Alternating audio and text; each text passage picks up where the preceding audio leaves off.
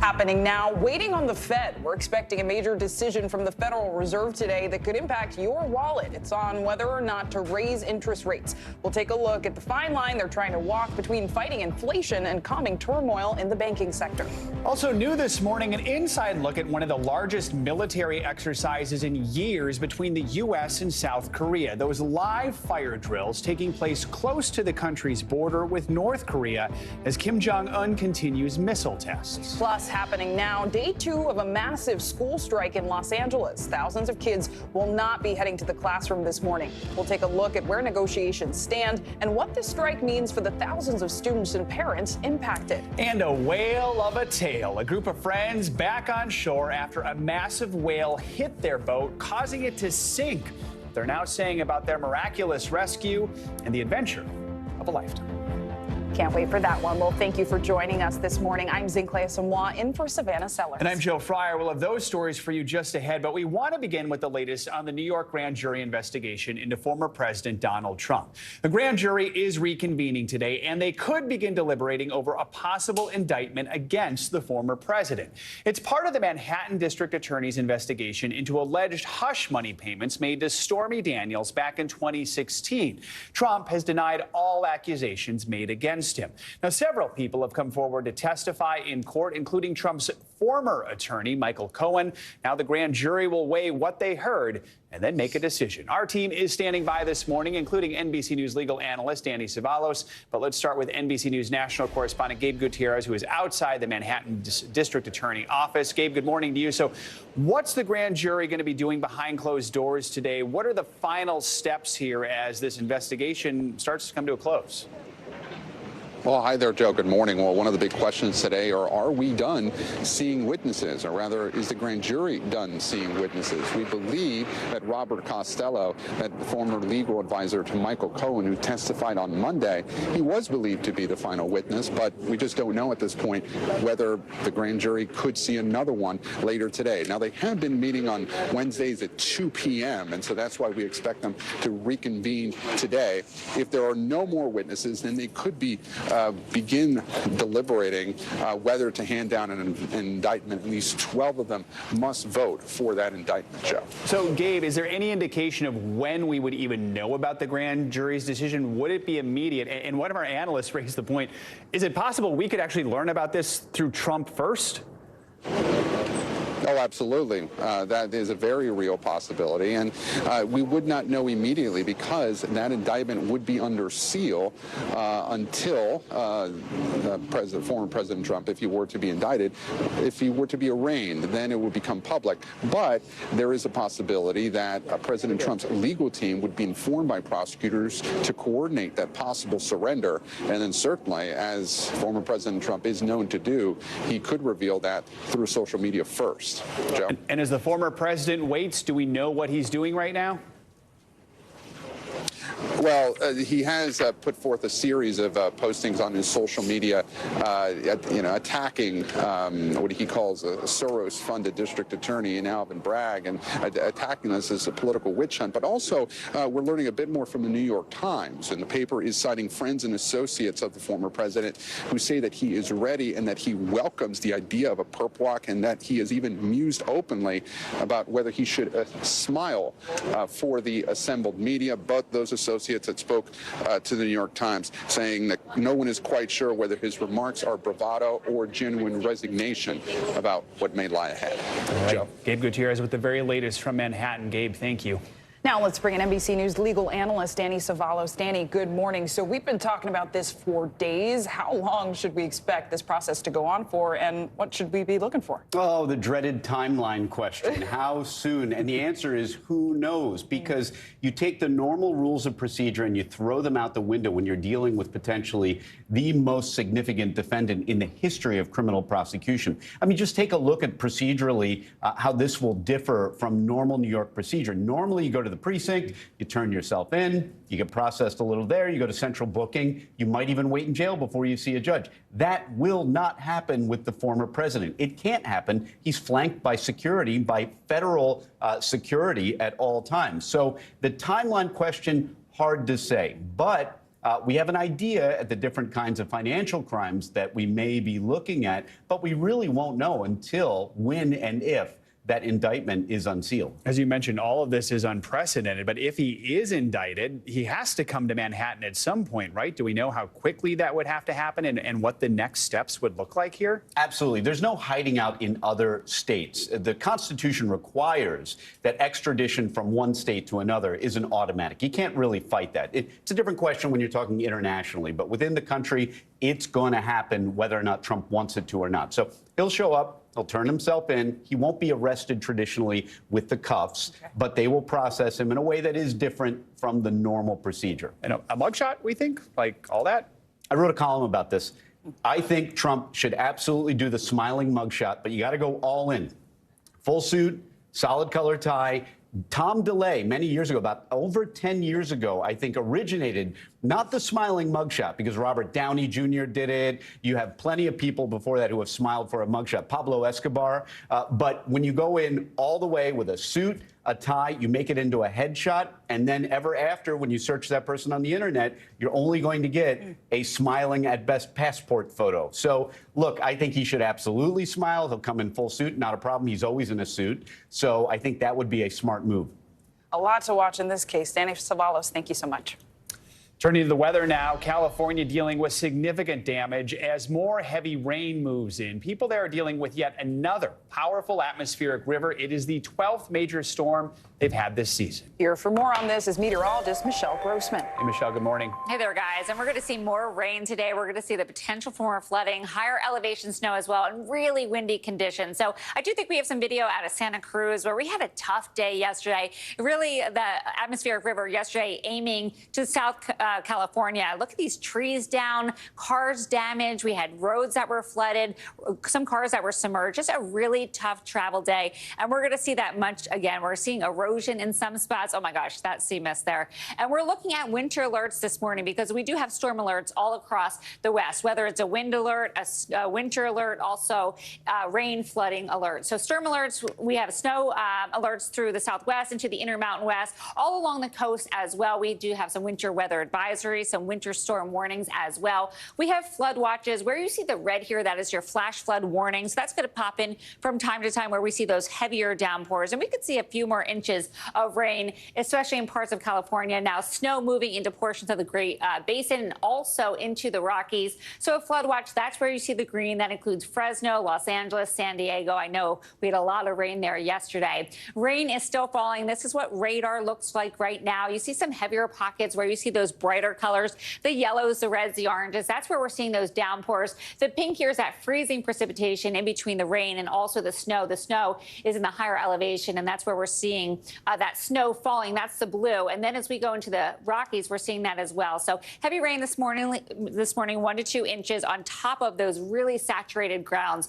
Wind alerts, we're going to see really gusty conditions up to 60, 70 miles per hour in some spots, especially in the Rockies. That's going to bring down some trees. That's going to bring down some power lines. So 3 million people impacted by wind alerts today. This is the setup. We have an area of low pressure. It's moving very, very slowly. Sort of that sit and spin that you had when you were little, kind of staying that same spot in portions of California.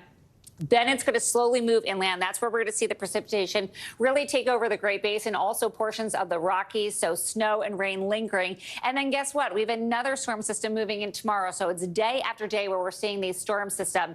Now, tomorrow it's taking aim at the Pacific Northwest. So it'll give Southern California a bit of a break. More rain and snow into Northern California, though. Then we have another storm system. That's in portions of the upper Midwest. That's bringing some snow along the Canadian-U.S. border. Also upper Midwest into portions of northern Minneapolis into Wisconsin. And then on the warm side of that, we're seeing some rounds of heavy rain, even some storms later on in the Ohio Valley. Tomorrow, we're going to see the rain showers for most of the Northeast, and then the severe threat comes in. It's going to tap into that Gulf moisture. We're concerned about large hail, the chance for tornadoes, and also the chance of really heavy rain. So tomorrow, 8 million at risk for this severe weather. And we're going to watch that throughout the afternoon and evening hours. Back to you guys. Michelle Grossman, thank you so much. Turning now to new developments in the unsolved death of a former classmate of Buster Murdaugh, the surviving son of Alec Murdaugh, who was recently convicted of murder. The South Carolina Law Enforcement Division confirmed it has been investigating the death of Stephen Smith as a homicide since 2021. The news comes 3 weeks after the murder conviction of former attorney Alec Murdaugh. Smith's body was found on a rural road in Hampton County, South Carolina, about 15 miles away from the Murdaugh home. Authorities have yet to make an arrest or charge anyone for Smith's death. Outrage and calls for justice are growing after the release of surveillance video showing the final moments leading to the death of Irvo Otieno. We do want to warn you, the video is hard to watch. The footage appears to show deputies and hospital staff piling on top of him while he was cuffed and shackled until he stopped moving. In an interview yesterday, Otieno's mother spoke out, describing her pain over the death of her son. From start to finish, they failed. They failed Irvo Otieno. They took him into the hospital. I expected him to be taken care of and to come back home to us. 7 sheriff's deputies and 3 hospital workers are now facing second-degree murder charges. New this morning, North Korea has launched multiple cruise missiles into the Sea of Japan. That's according to South Korea's Joint Chiefs of Staff. And the timing is significant as the largest set of U.S. and South Korea war games in 5 years comes to an end today. NBC News foreign correspondent Josh Letterman joins us now from Seoul, South Korea. Josh, good morning. So this is the first time in several years the U.S. has ramped up its military drills with South Korea. You spoke to some of the soldiers on the ground there today. What exactly did they tell you? Yeah, that's right, Zincle. Those military drills had to be scaled back several years ago, first under former President Trump when he was pursuing diplomacy with Kim Jong-un, and then because of the COVID-19 pandemic. But the threat has really not gone away, as you can see from those cruise missiles launched just today that you were mentioning. In fact, last year, North Korea launched more than 70 missiles, the most of any year, and their weapons programs are only developing even further, according to U.S. military officials. And I spoke at the beginning of today's live fire exercises with Lieutenant Drew Scott, who's been serving for about a half a year here in South Korea. He is from New Canaan, Connecticut, and he told me about the stakes of these exercises. Listen. How does it feel to be practicing for a potential conflict just 20 miles south of the DMZ? So, we got to go up to the DMZ and kind of look into North Korea and essentially see all their defenses. It brings a lot of gravity to the table for sure. But I think, especially with the men, they really understand that, while we're here, there's a very serious mission, and that any sort of aggression that comes from the North is really what we're here to counter. Do you feel ready if a conflict were to break out here tonight? 100%, absolutely. Now, the U.S. says that these exercises are completely defensive in nature, Zincle. They say that it is critical that they rehearse the skills they would have to actually use in the most realistic way possible if it actually came to defending the peninsula. And today we watched as they really deployed an array of military hardware, from Apache attack helicopters to attack aircraft, all kinds of mortar and artillery, as well as, for one of the first times, drones, Zincle. Josh, notably, as you're saying that, I'm mindful that these drills are close to the border with North Korea, and the proximity to the DMZ plays a huge role here. So what can you tell us about that and what it means for tensions with the North? Yeah, absolutely. I spoke with one of the commanders of today's exercises who said there's nothing that focuses U.S. troops on their mission here, like the fact that they are sleeping every night roughly 10 miles from the DMZ, that, heavily fortified area between North and South Korea. But the North Koreans, they are clearly very upset about these exercises, calling them a provocation. They believe it's a rehearsal for war. And just today, we heard from North Korea's foreign ministry blasting the U.S. position on this, saying that any effort to rid North Korea of its nuclear weapons would be tantamount to a declaration of war, Zincle. Important reporting. Josh Letterman, thank you. The markets are keeping an eye on today's important interest rate decision by the Federal Reserve. Policymakers are expected to raise rates by 1/4 point, but the recent turmoil in the banking sector is looming large over this meeting. Joining us now is Investopedia's editor-in-chief, Caleb Silver. So, Caleb, a few on Wall Street are predicting or wondering if the Fed won't raise rates at all today in response to this financial turmoil we've seen in some banks. That would mean pausing its battle against inflation. So help us understand the Fed's balancing act here. Do you think they're going to at least raise rates a little?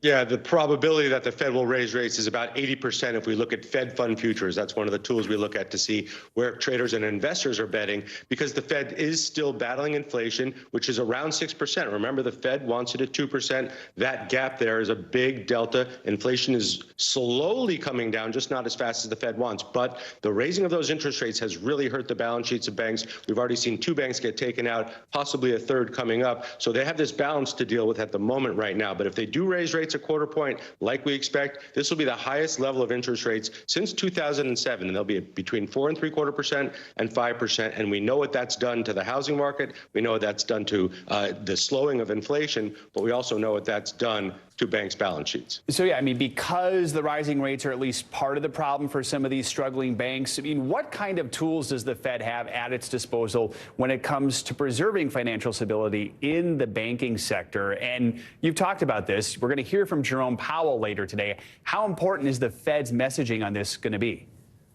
Very important. It's the words that matter probably most today, because everybody's expecting that quarter point increase. So the Fed has other tools. The Fed has this thing called the discount window. This is where banks borrow money from one another. They just shortened the time period for those loans from 7 days to 1 day. They've also loaned out over $160 billion to banks in just the last week to shore up their balance sheets. They have other tools to deal with financial stability and liquidity. They can't ignore the fact that interest rates have definitely amplified the problem within banks' balance sheets. But 3 things we want to watch for. The language, is Jerome Powell going to say this is part of an ongoing increase? If he says ongoing, that means more interest rate hikes. Also, we're going to be watching the Fed's summary of economic projections. Where do Fed members see inflation and GDP by the end of the year? And the most important thing is the most boring chart in finance show. That's the Fed's dot plot. Where do Fed governors and FOMC members see interest rates 3 months, 6 months, 12 months from now? That's super important to watch. All right, boring but important. Caleb, thank you so much. Appreciate it.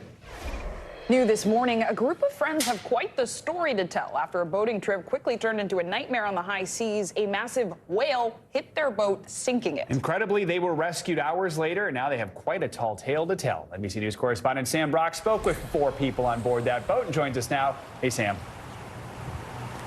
Hey, Joe, Zinkley, good morning. It's not just that the whale hit their boat, it's where the whale hit, basically rupturing the propeller, shattering the fiberglass around it, and sending that vessel sinking into the Pacific Ocean. It took 15 minutes to sink, guys, but 9 hours to rescue them on open water, alive and well. Oh, like the actual impact. From aboard the boat that came to his rescue. My initial thought was, that. Rick Rodriguez describes a sensation that was unlike anything he'd ever experienced as a sailor. Sounded like something broke, and we immediately looked to the side and we saw a really big whale bleeding. 4 friends were sharing a pizza about a week ago on their long-awaited sailing excursion to Polynesia on board the Rain Dancer, when that initial jolt quickly forced them to snap into survival mode. It was just an incredible amount of water coming in. I felt like it was just a scene out of a movie, like everything was floating. At once, Rick sent out a mayday call to authorities and sent text messages to his brother Roger in Miami and friend Tommy Joyce, who was sailing a buddy boat in the area, specifically there for safety. Tommy, this is no joke. We hit a whale and the ship went down. We're in the life raft. We need help, ASAP.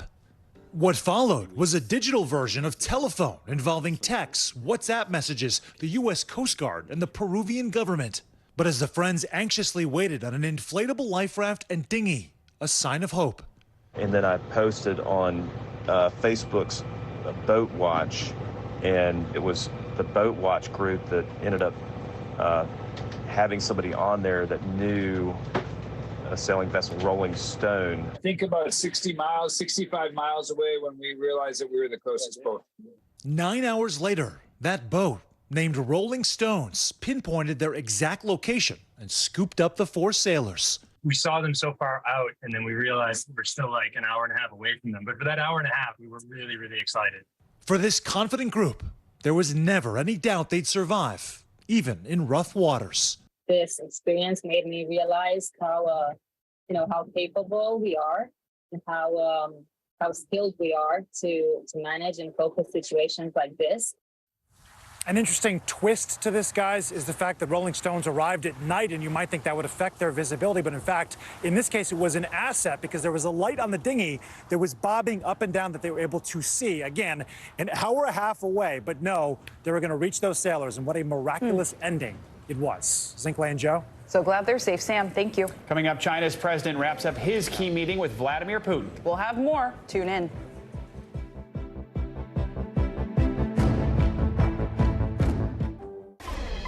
Welcome back. China's leader, Xi Jinping, has wrapped up his high-profile three-day visit to Russia. President Xi and Russian President Vladimir Putin held talks and photo ops throughout the trip, sending a direct message to the West about the relationship between their two countries. NBC News foreign correspondent Janice Mackey-Frayer joins us now from Beijing to discuss. Janice, good morning. So the visit is over now, and both presidents did issue a joint statement on Ukraine. Can you first just break down what that joint statement said, and overall, how did the visit go?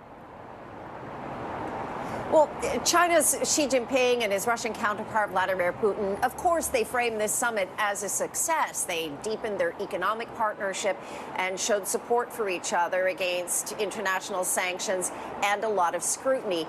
There is no indication still that China intends to sell weapons to Russia, but Xi Jinping is standing with Putin in other ways. The summit happened just days after Putin was cited for war crimes by the International Criminal Court. They wrapped up the summit with statements and more than a dozen agreements on everything from scientific research to TV programs. What it shows is that Russia's economy, which is already isolated and depleted by sanctions, is going to be even more dependent on China. On the ceasefire proposal in Ukraine, the two men were actually non-committal. Their statements that they released basically reiterated positions that they've taken over the past year, things like protecting the security concerns of all countries.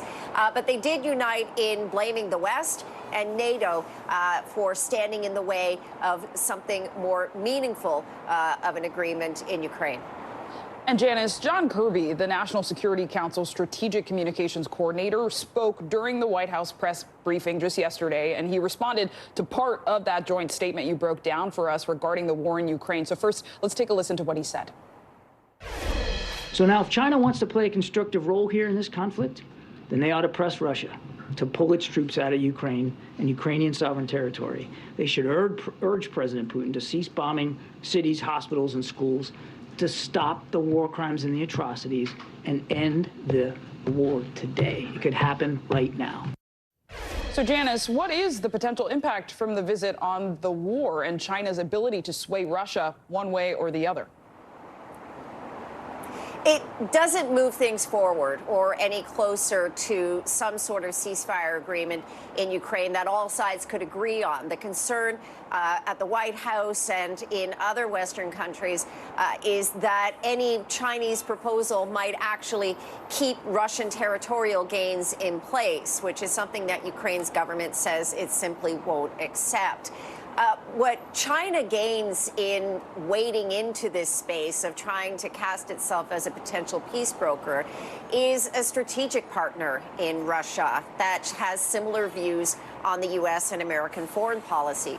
Xi Jinping doesn't need Russia to win the war in Ukraine, but he does want to ensure that Putin doesn't lose the war so he can maintain that strategic partnership.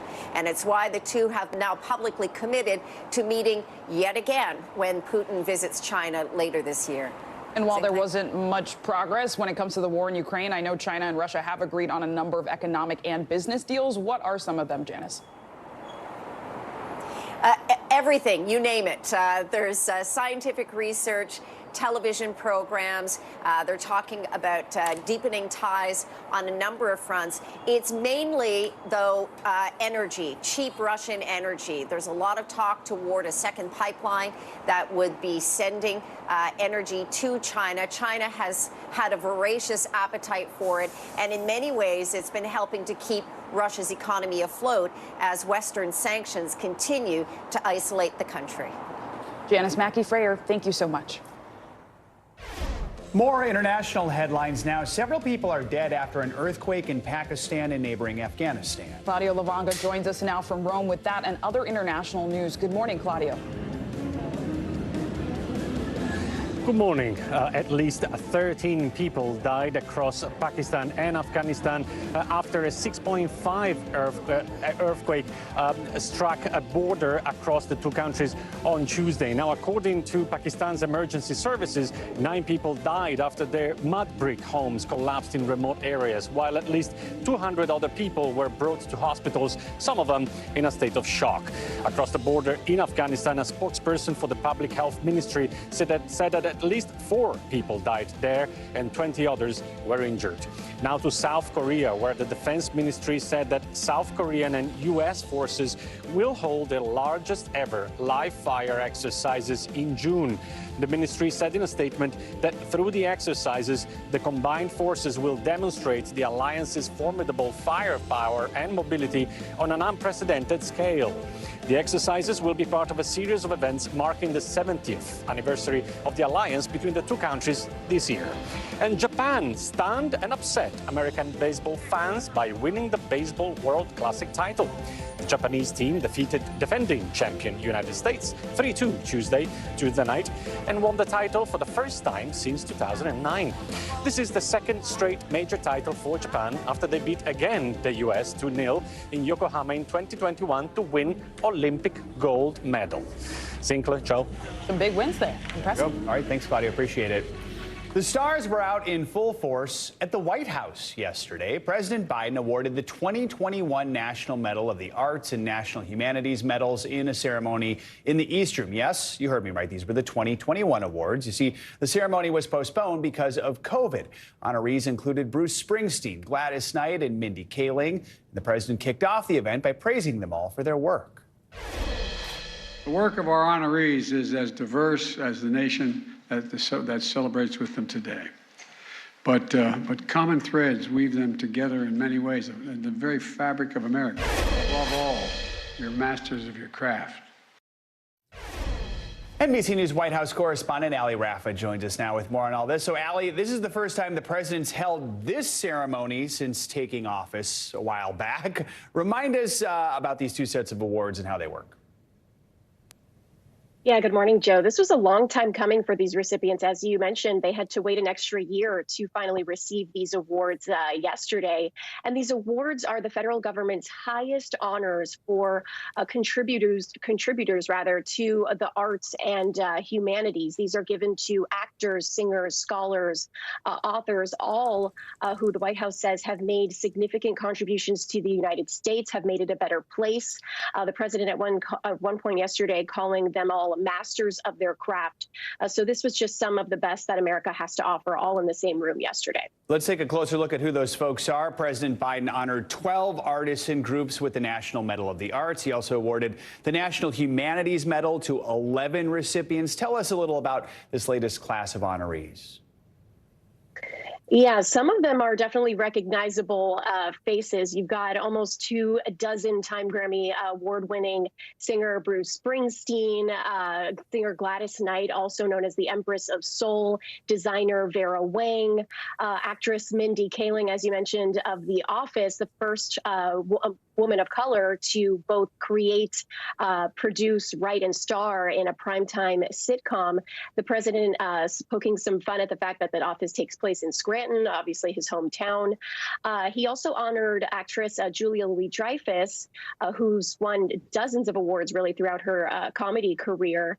But really her role in Veep, the show Veep yesterday, took front and center. The president kind of poking fun at the fact that they've both at one point in their lives both played vice presidents and presidents. He also took the opportunity when he was honoring an author by the name of Colson Whitehead, who's won back-to-back Pulitzer Prize awards for his books. The president taking the opportunity to say that he actually wants to go back-to-back, sort of giving a hint at his 2024 ambitions during this event yesterday. Always hinting at those ambitions there. And Ali, I mean, this was one of many events postponed because of COVID-19.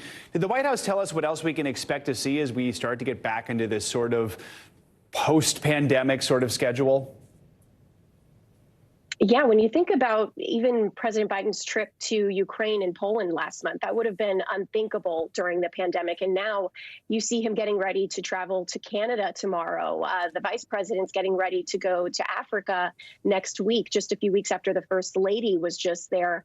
And there's several other trips on the books, even foreign trips for later this year. So travel, events, all picking back up post-pandemic. All right, Ali Rafa, thank you so much. And coming up next hour, one of those award recipients will be joining us. We're going to be speaking with author Amy Tan, whose legendary books include The Joy Luck Club.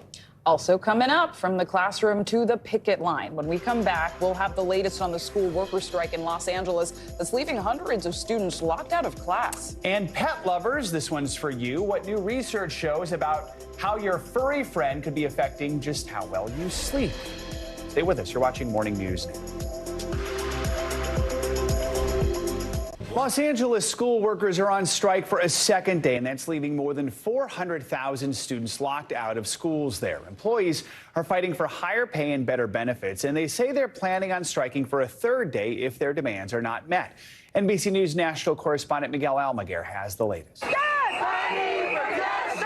Off the job and on the picket line. These are some of the 30,000 LA Unified School District support employees demanding higher pay. Custodians, cafeteria workers, and bus drivers like Lanier Boyd Peterson, a single mom raising 3 children who's struggling to pay her bills. If we can't properly take care of our families, how is it that we can take care of other people's families? With negotiations at a stalemate, the union is demanding a 30% pay raise for all members, whose average salary is roughly $25,000. I can make more money working at a fast food chain than I do here. The 3-day strike, supported by teachers, has shut down the nation's second largest school district, locking out 420,000 students, of which nearly 80% live at or below the poverty line. I'm not happy with the kids being home, but I do support the strike. Offering a cash bonus, better benefits, and a 23% raise, the superintendent says if the district gets any closer to the 30% demand, LAUSD could go bankrupt. That's 7%, considering the size of our workforce, has a significant impact on our finances. It would not be prudent or legal to go beyond what we have on the table. Still, the district is confident an agreement can be reached, but the union won't budge from what they say is a living wage. The fight for better pay and the cost paid by children locked out of school. Miguel Almaguer, NBC News, Los Angeles. It's time now for medical news. According to the CDC, cases of a rare tick-borne disease are on the rise in the U.S., and some of the symptoms can be pretty serious. Plus, if you have trouble sleeping at night, your fur babies, your pets, could be to blame. Medical contributor Dr. Natalie Azar joins us now for more on these stories. Thank you so much for being with us.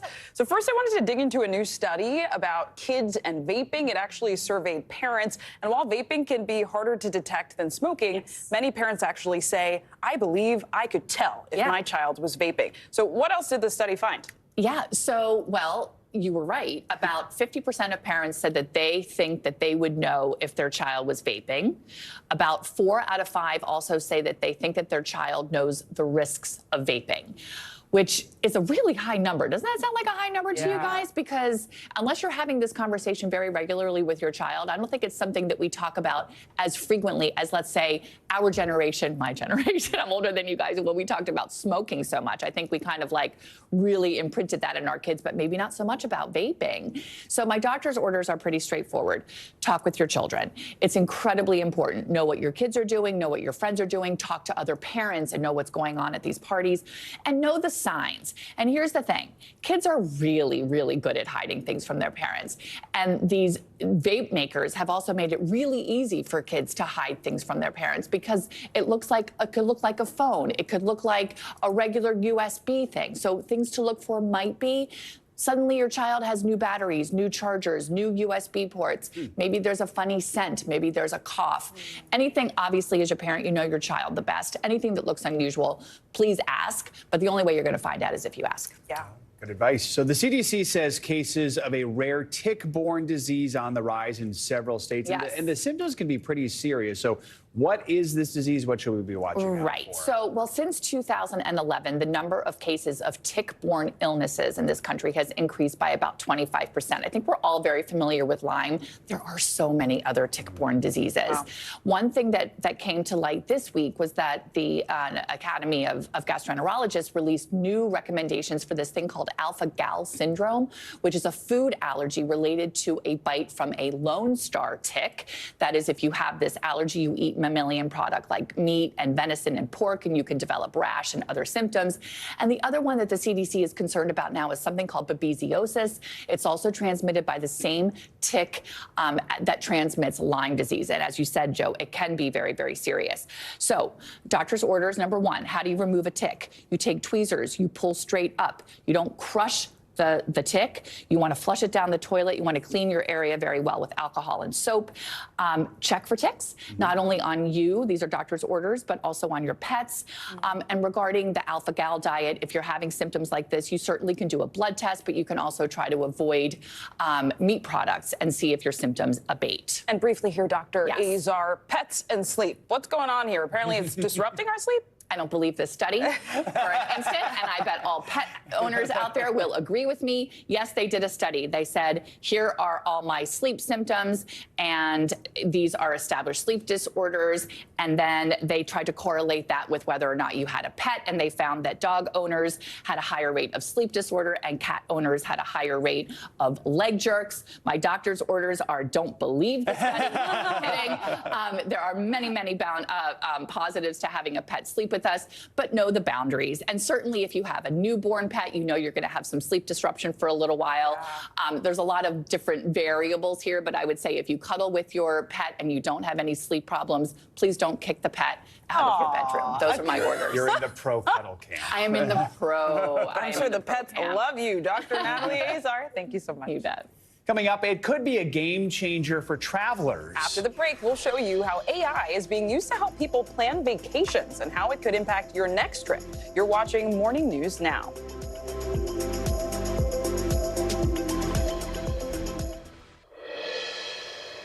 Welcome back. We're jump-starting a new series called AI Revolution for a closer look at how artificial intelligence is impacting our world. And this morning, we're looking at how it can affect the way we travel. Tourism companies are starting to use generative AI like ChatGPT to help customers plan trips and make reservations. Joining us now is Chad Burt, co-president of OutsideAgents.com. Chad, good morning. Good to have you with us. So this feels like a leap into the future. Some might think, hey, it's robots planning our vacations. Talk to us about some of the ways that programs like ChatGPT might be changing the way you do your job, and how effective are they? Is it surprising to you? Well, actually, yeah, the future has arrived, and it is now. I was there when Google went live. I was there when the internet became commercial. I haven't seen anything like this. This having been said, it's an amazing thought tool. I mean, you can go in there and ask it any question in the world, right? Describe a 4-night itinerary in Tortola, and it'll start breaking things out for you. That's great. That's going to help consumers and travel agents. The problem is AI doesn't care. It doesn't know you. So it's hard for it to really get under the hood, so to speak. So travel agents are going to still be that distiller of information. It's going to tell you when it's providing good information and when it's not providing good information.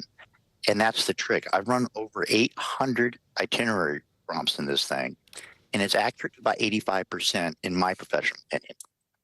And Chad, you touched on some of the flaws. Are there others? And why should customers maybe continue to work with a travel agency rather than using ChatGPT on their own? Oh, I love this. Okay, ChatGPT it's like a teenager, okay? They're smart, they're bright, they're fast. They don't have the wisdom yet. They don't have that experience yet to make solid decisions. Would you send a teenager out to go sign your mortgage for you? Probably not. The idea here is that it's very powerful. With great power comes great responsibility, right? This is going to be about knowing the questions to ask and how to ask the questions. So just like when Google came around, we wondered would travel agents still be around? What we did was we became information experts and started sharing that benefit with our clients. We're going to do the same thing with AI. It's just another generation. My big concern is we're going to stop thinking critically about what we're reading. We're going to stop citing sources. We're just going to accept what the machine says, and that's going to be a problem. That's a big worry, along with, are we going to remember how to write? That's another thing that I worry Google about. effect is real. Let's talk about long-term predictions. I know that's hard because this is moving so quickly, but long-term, how could AI change the way we travel? And what are the things you need to do and other travel agents need to do to make sure you stay relevant in an AI age?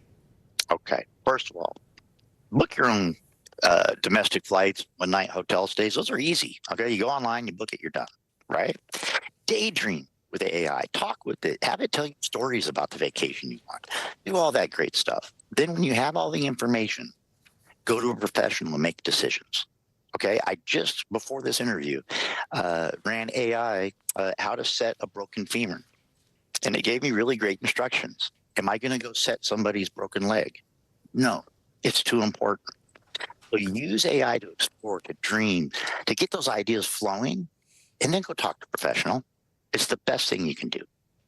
All right, very good. And let's hope no one on vacation needs to reset their femur.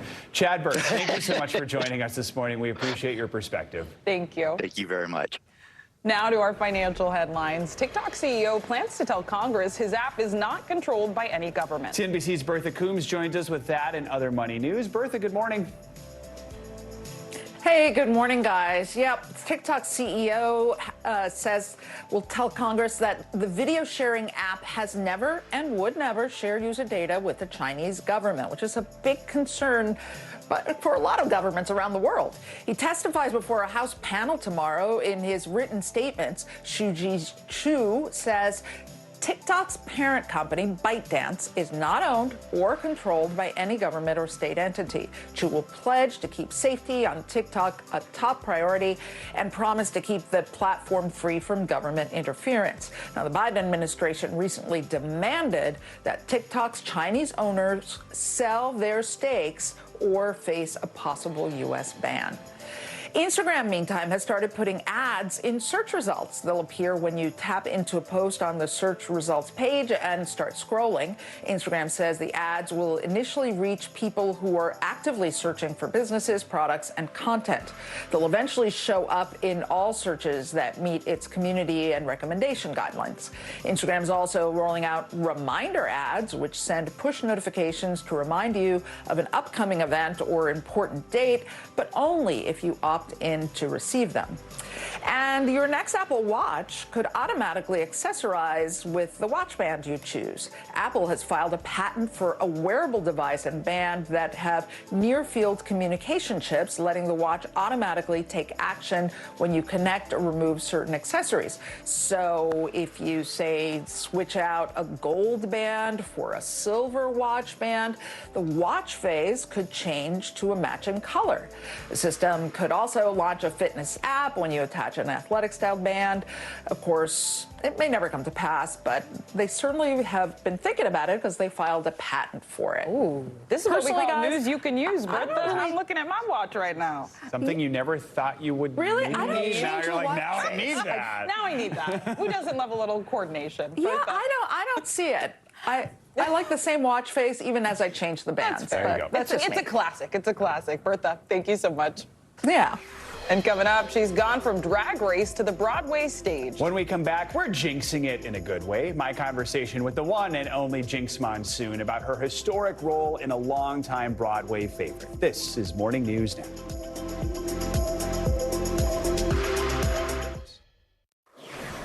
Welcome back. You've heard about students using artificial intelligence or AI to write their papers. Well, now imagine this tech being used for a TV or movie script. Well, according to a Variety report, the Writers Guild of America has proposed allowing for writers to use AI to create scripts so long as it does not interfere with their credits or residuals. Under this proposal, a writer could polish up an AI-generated script and still be credited as the original writer. Variety reports that the Guild's proposal was discussed in a bargaining session with the Alliance of Motion Picture and Television Producers. Something to keep an eye on there. A favorite childhood pastime is making a major comeback. We're talking about roller skating. It's having a rebirth right now, and it holds special significance for communities of color. NBC News Digital reporter Maya Eaglin brings us that story. Like, for me, roller skating definitely saved my life. Which is why Harry Martin created a space that he hopes can save others. He's the owner and founder of the Roller Wave, what he calls a traveling pop-up roller skating experience. This one is in Brooklyn. I was dealing with depression, anxiety, you know, just overall stress. I started roller skating again. It just basically like changed this negative feeling I was having in life into a positive. But for the Black community, roller skating wasn't always an accessible outlet. When we African Americans were actually allowed to go to the roller skating rink. Because they were segregated? It was segregation, so they gave us one night a week, and they would call that Soul Night or Martin Luther King Jr. night. Wow. Yeah, and like we had our one night that was dedicated to roller skating. Fast forward a few decades, and roller skating became a cultural symbol within communities of color, allowing people to break free from barriers and just roll. This is Black culture, Latina culture, going to these roller skating rinks. We the ones that brought the vibe to roller skating. Back in the 1940s, it was just like ballroom, ice skating, looking, dancing. The cream of high society introduced roller skating to the ballroom. Soon it was the rage everywhere. But once you had that African-American touch to it, we added that disco dance, that feeling to it. These rinks were a place of refuge to express, connect, and have fun. Across the country, different cities became hotspots for skaters, and the culture was born. For 30 years, this was Brooklyn's Empire Roller Dome. Now it's the Empire Roller Disco. Disco dancing on roller skates is pumping new life into old roller rinks, and a favorite skate tune, Ain't No Stopping Us Now, could be the theme song for the entire roller skate industry. So I started skating when I was 6 years old.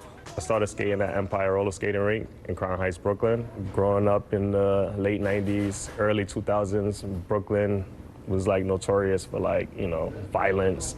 So going to the roller skating rink, like just even going there, you had to like protect yourself in the streets. That violence was one of the reasons why a bunch of rinks closed their doors for good in New York City, including Empire, leaving Harry and many other skaters with limited options. Closing these spaces is like not giving us a outlet to like go and release. But Harry wanted to change that. He's reviving the roller skating scene in the city. Thousands of people have visited Harry's rink so far, bringing together both past and present generations. Just so like even my daughter knowing that this is what daddy's doing and we have our own rink, I just feel good. I feel like a superhero a little bit. How do you feel knowing that you're kind of the seed of so much of that healing? I feel great. I mean, I feel like I have a purpose in the world. This space brings joy. It brings positivity. Right now, Roller Wave House BK is scheduled to close its doors in June, but the hope is that it will be around much longer. Our thanks to Maya Eaglin for that report. And the Roller Wave hosts family programming, skating lessons, wellness events, and more. Skaters of all ages are welcome. And we have until June, Joe. I was going to say, I'm not very good at it, Same, but it is honestly. fun. And then you're sore the next day. We can go on. All right.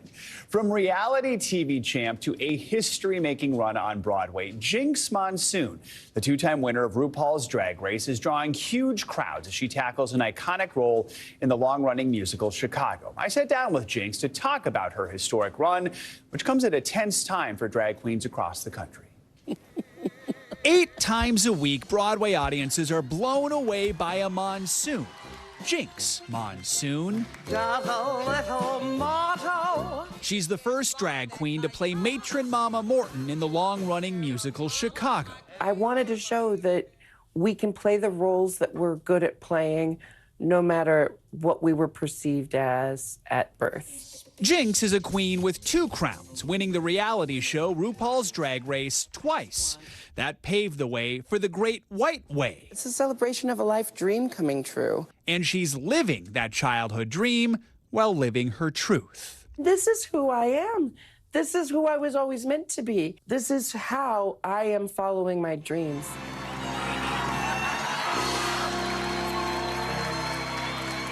Her run is so successful, it was extended by 2 weeks. Recently, Chicago had the highest grossing non-holiday week in the show's 26-year history. You either got it or you ain't. And boys, I got it.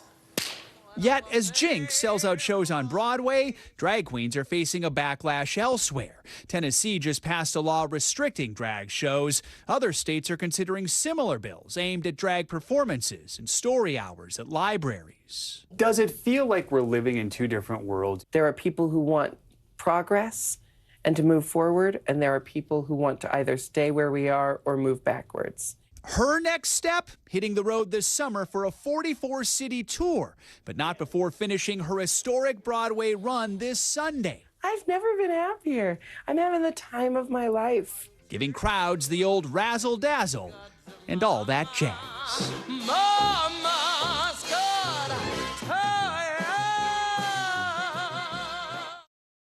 Great performance, by the way. I saw it this last weekend, so great to see Jinx doing that. That 44-city tour, by the way, is titled Everything at Stake, kicks off in British Columbia in June. It's Jinx's first live concert tour and includes even a 5-person band. I'll have to go see it then. Check out. I think it's coming to New York a little later this year. Love. That does it for this hour of Morning News Now. The news continues right now. Thanks for watching our YouTube channel. Follow today's top stories and breaking news by downloading the NBC News app.